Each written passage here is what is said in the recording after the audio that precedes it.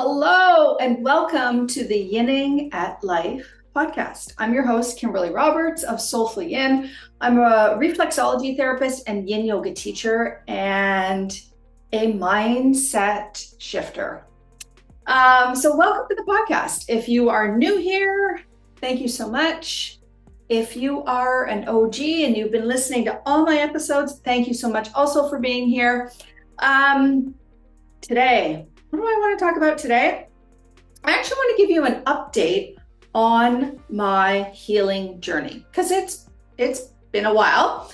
And if you haven't listened to part 1 and part 2 of my healing journey, you might want to go back to those episodes first. But I'm going to just give you a little bit of a lowdown of where I'm at now and share some really insightful information that might help you on your journey. So just to do a really simple, short recap, in August of 2024, I was diagnosed with a massive uterine fibroid that was 12 centimeters. Yeah, basically like a grapefruit, that was pressing down on my bladder and was causing a lot of pain. And at the time, that was the only thing that was bothering me. But when I finally was able to get an ultrasound and I got the results, that's when I learned there was other things going on that I wasn't aware of. So I ended up being diagnosed not only with that fibroid, but with 6 liver cysts, one of which was pretty much the size of a golf ball, an enlarged portion of my gallbladder lining, and a small, tiny, benign kidney tumor on my left kidney. And up until that time, the only symptoms I were having were the ones with my fibroid. Because it was so large and it was pressing down on my bladder, I constantly had to pee. Like, oh my God. And I was so distended and so bloated, like I looked like I was pregnant when I wasn't. So I went through a course of traditional Chinese medicine, practices. I took herbs, I did acupuncture, and that's how I started my healing journey, because the doctor's options of like, well, we'll just take out your uterus, we'll take out your gallbladder, and we'll dissect a portion of your liver, wasn't really on my radar, nor was that my jam. And because I knew none of this was life-threatening, I was like, no, like in Chinese medicine, you don't take organs out of your body unless it's absolutely 100% life-threatening. So I was like, I know there's a workaround. I know I can utilize the skills that I have and get some support elsewhere. So about 6.5 months into my journey, I was healing. At that point, I was stable. So thank God. A lot of the inflammation around the fibroid had begun to shrunk, and the fibroid itself had begun to shrunk. So that was good. The kidney tumor was doing nothing. I mean, it was literally like the size of a grain, and I didn't even know there was anything there, and that wasn't doing anything. And I was told they're very common over the age of 40. Who knew? But I was definitely starting at that point to exhibit some symptoms with my gallbladder. So when I was eating things that were fattening, and not bad fats, but like coconut oil and like avocado, like things that I love, right? My gallbladder wasn't too happy with that. So I was kind of left at that point to my own devices. I had run out of financial support for doing alternative treatments. And at that point, I was stable enough, as long as I was really super careful with what I was eating, I was stable enough. So the traditional Chinese medicine, or the TCM practitioner I was seeing, had said to me at that point, I know you really can't continue on seeing me. You know, the cost is just accumulating and it's becoming a little, like it's not feasible for you. But he's like, you already know what to do. And at first I kind of just looked at him and I was like, what do you mean I know what to do? I can't continue with the herbs. I can't do acupuncture on myself. He's like, yeah, but he's like, you can do acupressure, you can do reflexology. He's like, you can do Yin Yoga. And I was like, Yeah, I can do that. He's like, you can make, dietary changes. Yeah, I can do that. So he's like, you can do this on your own. And I was like, oof, okay, all right. Well, I kind of don't really have any other choice. But so I was like, okay, let's roll with this. Let's go. So what exactly did that entail in terms of my healing journey? Well, I'll tell you, there was one really big thing that you might not actually think of, but it was my mindset. Yeah. So it was my mindset. At that point, I knew I couldn't go back and see my TCM doctor. That was not feasible. So I knew that I could heal myself, because I know we all have the ability, we all have the capability within ourselves to heal. It's just, what do we believe is possible? So I was like, I believe I can heal.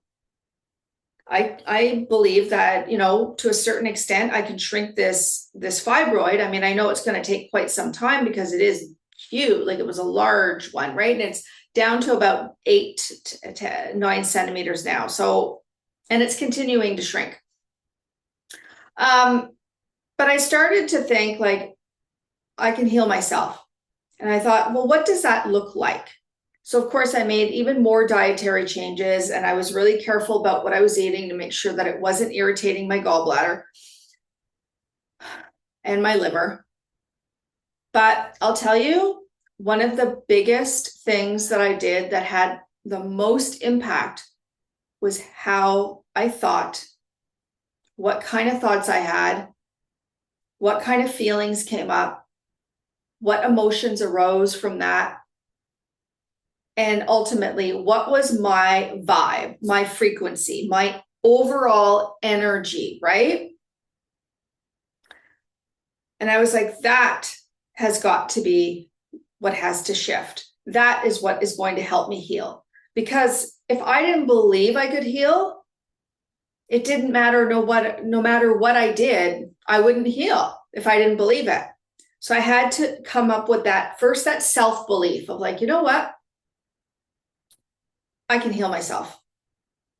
I might need to do a little bit more research. Maybe I might need to see a couple of different people. Maybe I might have to start doing something differently that I wasn't doing before, but like, I believe I can heal. So right there, I took probably the most massive block out of the equation. I believed.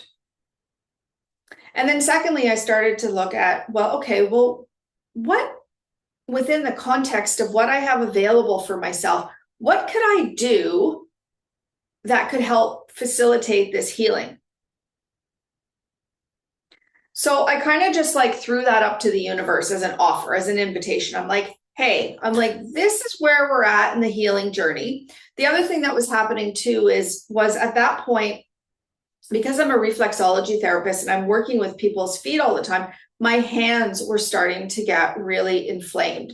And it was really creating difficulty in me being able to do reflexology treatments on people. And if I wasn't doing treatments on people, then that meant there wasn't a lot of money coming in, and that wasn't good either. So I offered up again to the universe, because I always believe that we are one with the universe, whether you want to call it universe, God, spirit, angels, whatever you want to call it, source, higher self, higher power. I believe that we are one. And I believe that there is a part of whatever that higher source is. I believe that that part of that is in us as well. So if we look at, like, I just use universe. That's what works for me. Okay. So if I look at the universe, I know that the universe is limitless. I know that it's infinite. It's like there are endless and limitless possibilities from the universe. It isn't finite. It continues on. It's always there. And it has no limitations. So I knew this, and I thought, well, if I know that, and I know that there's a part of me, a part of this higher source that's in me, because if there wasn't, then I wouldn't even be here. I wouldn't have even been created by the universe, right? So I was like, okay, well, if there's a part of the universe in me, then that means I'm limitless. That means I have endless possibilities. That means I could create or do or be anything that I want. And I was like, oof, wow. And I was like, do I believe that? Because that was another thing. Do I believe that? And I was like, I do, because I've seen it with other people. I've seen people do and create miraculous things where people are shaking their heads and going, what the F? Like, how did you do that? And they're like, I believed I could. And I'll tell you that when you believe in yourself and you believe that you could do something, the universe will move mountains to help you to make it happen. All the gathered components will come together. The inspired, aligned actions that you need to take will be there. So when I thought of all of that, and I put it under a nice big bow in a box, and I said to the universe, all right, here's what I want. I want to have vibrant health. I want my organs to be free and clear and healthy. I want my organs to be functioning optimally, always. I was like, this is what I want. Now, notice in all of that, I didn't say anything about growths, tumors, cysts, fibroids. I didn't say I want them to be gone. I didn't say I don't want this fibroid. I reiterated what I wanted from a positive mindset. And this is huge, right? Because the universe only hears healthy, vibrant, functioning well, optimally organs. It would also hear, if I were to say, I don't want this fibroid in me, all it hears is fibroid. Oh, fibroid. The universe can't distinguish, right? Between, oh, no, she means she really doesn't want it. All it hears is fibroid. So I eliminate the verbiage and I make it really clear and really simple. My organs are functioning optimally. My organs are free and clear. My organs are healthy. My body is healthy. I am vibrant. I radiate incredible health. And so I put that all and I was like, this is what I'm going to do. And I'm like, I said to the universe, I'm like, this is my plan. I know you're right beside me and you're going to help me do this. Now I need a little more guidance. I know some of the inspired aligned actions I'm going to take. I'm going to change a little bit of my diet. I'm going to start doing very specific reflexology, reflex points on my feet. I'm going to start doing acupressure on my body because I know what pressure points to stimulate. And I'm going to start doing that. I'm going to start engaging in even more self-care. And that's what I'm going to do. But I'm like, if there's anything else, universe, that you think could help me with this, I am open to receive. I am open to suggestions. And I just kind of like, I talk to the universe all the time, like as if the universe, that was a person standing right in front of me. And so I offered all that up and I just said, ball is in your court. I'm going to continue to take the inspired aligned actions that I'm taking. But I'm like, whatever else you got that you think is a great idea that maybe I haven't even thought of yet, I'm down for it. And within a couple of days, I don't know how this even happened, but I was on Instagram and I'm there scrolling and all of a sudden this sponsored ad comes up for grounding, the grounding mat. Now, if you know about grounding or earthing, it's like where you're connecting to the negative electrons in the earth, right? Like, so earthing from like way back when was like, you would stand on the grass, the ground, right? Barefoot and absorb the negative electrons that would basically diffuse the positive electrons that we take on from like things like electronics, lights, right? Like any electromagnetic field, like your microwave, right?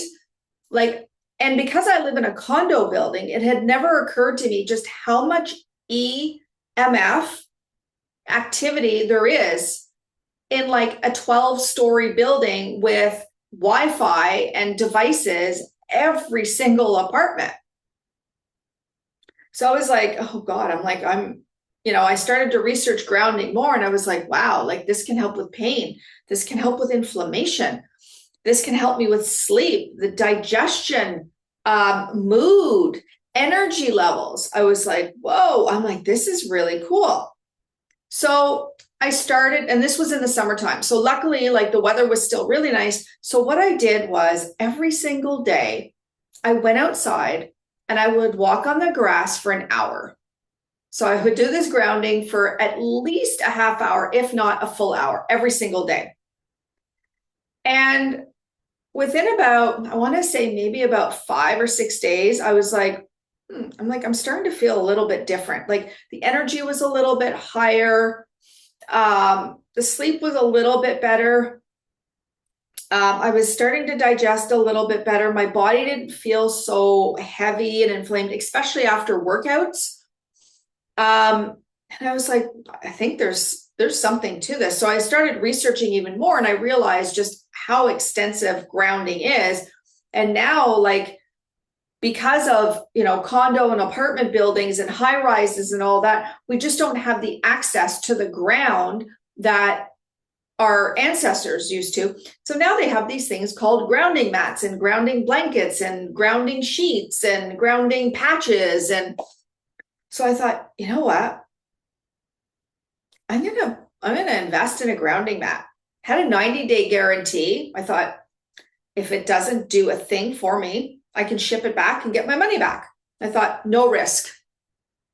So anyways, I got the grounding mat. And by the time I got it, I was probably grounding still on the earth for about 2 weeks. So I was really starting to notice the differences. And I was like, okay, yeah, there's like seriously something to it. So then when I got my grounding mat, I started using it all the time. Every time I was on my computer, or, if I was on my phone, I would put the grounding mat underneath my bare feet and I would just, do my thing. At the end of the day, after working with so many patients, I would actually put the grounding mat on my chest and I would put my hands onto the grounding mat. And so I would get like a direct contact for my hands, because at the end of the day, they were like super inflamed, right? And irritated from doing so many treatments. And this was something that I wanted to continue doing. I had said to the universe, I am not ready to give up playing with feet. Like this is really, really important to me. I love this work that I do. I know it's making a massive difference in people's lives, not just in the soles of their feet. And I was like, I need some help here, because otherwise this career is going to land really short, real fast. Oh, and I'm just going to grab a sip of water. So after about a week of using the grounding mat on my hands, I was like, wow, like I was noticing significant difference after like even just half an hour with my hands on the mat. So I was like, there's something to this. So then the next thing I did was I ended up investing in a grounding bed sheet. So basically you lay it at the, at the end of your bed, and it goes over top of your fitted sheet, but underneath your flat sheet, because the idea is you need some kind of bare skin contact onto the sheet to be able to absorb the electrons, right? So I put mine so it's just slightly above my knees down to my feet. So I know from just above the knee down to my feet is like it's always touching the bed sheet. And you wrap the bed sheet around your mattress so it doesn't move a lot, right? And I started to notice like even better recovery after workouts, even more energy, less inflammation in my body. But what I was really noticing was because I have such, I had such a large fibroid in my uterus, there's a lot of inflammation around it. And what I noticed was the inflammation was starting to go down a lot, so much so that some of my patients, when they would come to see me for reflexology treatments, or even some of my students on my online yoga platform, were commenting like, are you okay? Like, because you look like you're losing a lot of, I don't know why Zoom does that. Anyways, for those of you that are going to be on the YouTube version of watching this, I just got a thumbs up from Zoom. Anyway,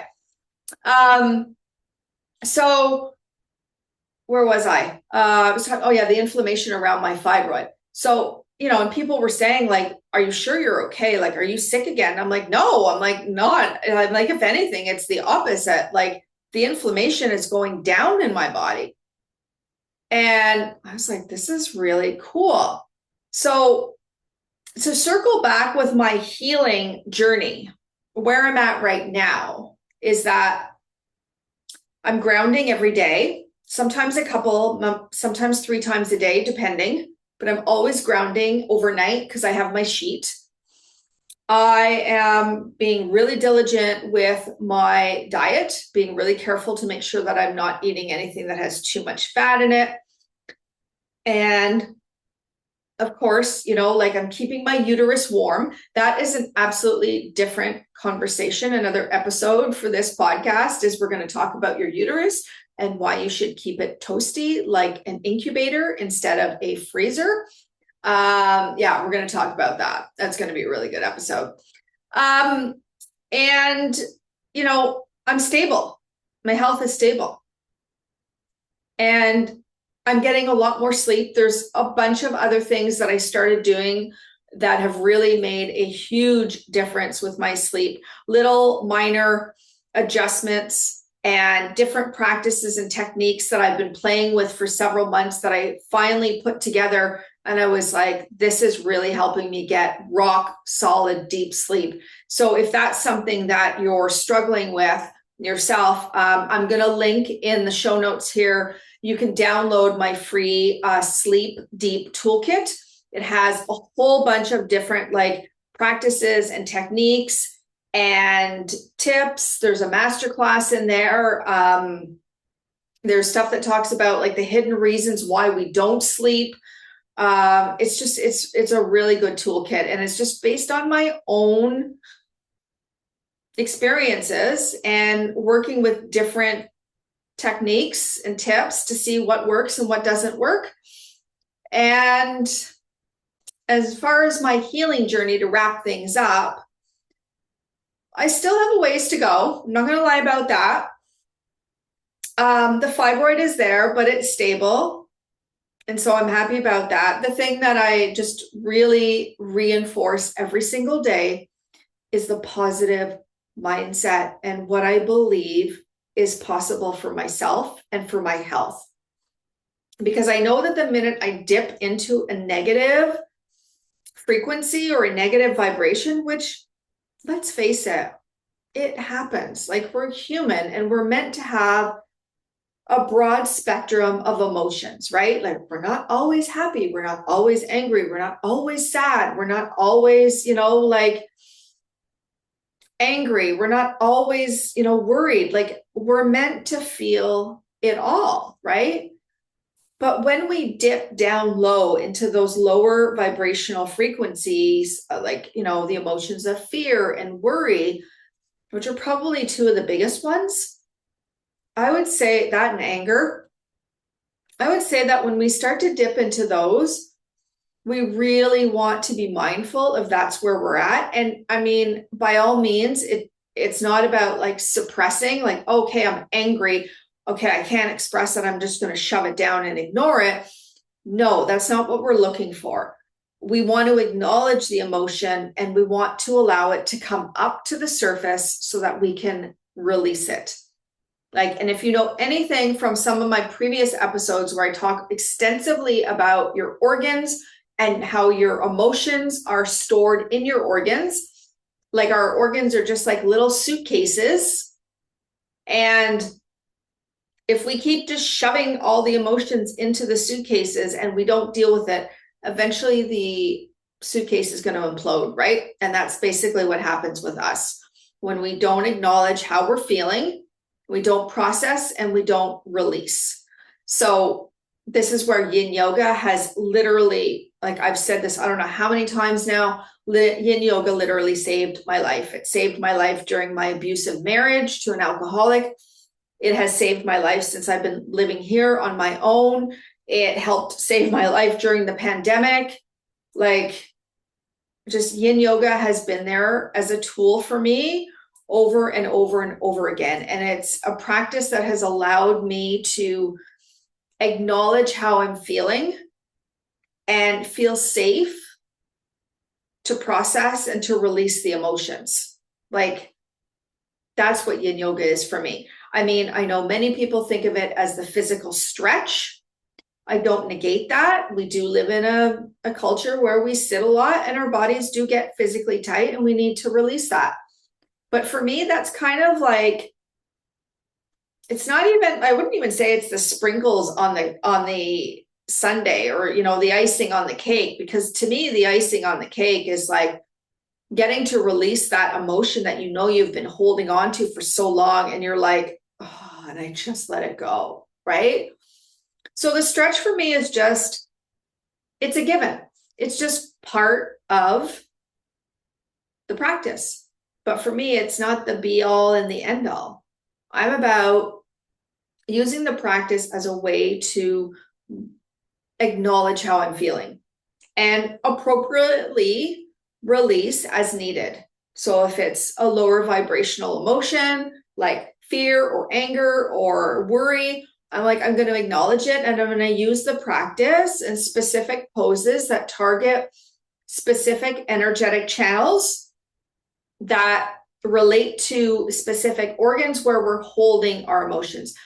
And again, if you want a lot more context around that, you can check out some of the episodes from season 1, where I talk extensively about meridian channels, these energetic channels in our body that link up into our organs. Okay.